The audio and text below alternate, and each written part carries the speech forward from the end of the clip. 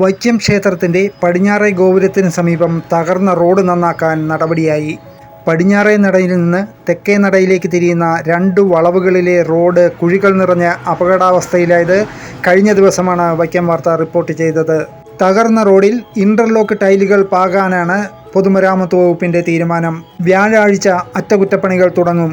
ഇതിന്റെ ഭാഗമായി ഗതാഗത നിയന്ത്രണത്തിനായി പൊതുമരാമത്ത് വകുപ്പ് മോട്ടോർ വാഹന വകുപ്പിന് ഇന്ന് കത്തു നൽകി. വ്യാഴാഴ്ച മുതൽ 2 ആഴ്ച ഗതാഗത നിയന്ത്രണം വേണമെന്നാണ് ആവശ്യം. പടിഞ്ഞാറേ നടയിൽ നിന്നും തെക്കേ നടയിൽ നിന്നും വാഹനങ്ങൾ വഴിതിരിച്ചു വിടണമെന്നാണ് പൊതുമരാമത്ത് വകുപ്പ് മോട്ടോർ വാഹന വകുപ്പിനോട് നിർദ്ദേശിച്ചിരിക്കുന്നത്. ഇതോടെ വ്യാഴാഴ്ച മുതൽ 2 ആഴ്ച ഇവിടെ ഗതാഗതം തടസ്സപ്പെടും.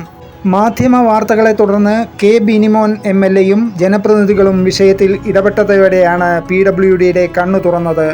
മാസങ്ങളായി തകർന്നു കിടക്കുന്ന റോഡ് മഴ തുടങ്ങിയതോടെ അപകടം സ്ഥിരമായതോടെയാണ് വൈക്കം വാർത്ത വീഡിയോ അടക്കം ആദ്യം റിപ്പോർട്ട് നൽകിയത്. 6 മാസം മുമ്പ് അറ്റകുറ്റപ്പണി നടത്തിയ റോഡാണ് വീണ്ടും തകർന്ന് ഇങ്ങനെ അപകടാവസ്ഥയിലായി കിടന്നത്. അറ്റകുറ്റപ്പണി നടത്തുന്ന വ്യാഴാഴ്ച മുതൽ KSRTC ബസ് അടക്കം വടക്കേ നട വഴി തിരിച്ചുവിടാനാണ് പൊതുമരാമത്ത് വകുപ്പ് മോട്ടോർ വാഹന വകുപ്പിനോട് നിർദ്ദേശിച്ചിരിക്കുന്നത്.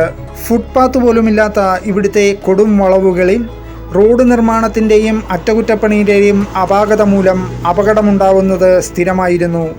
ന്യൂസ് ടീം, വൈക്കം വാർത്ത.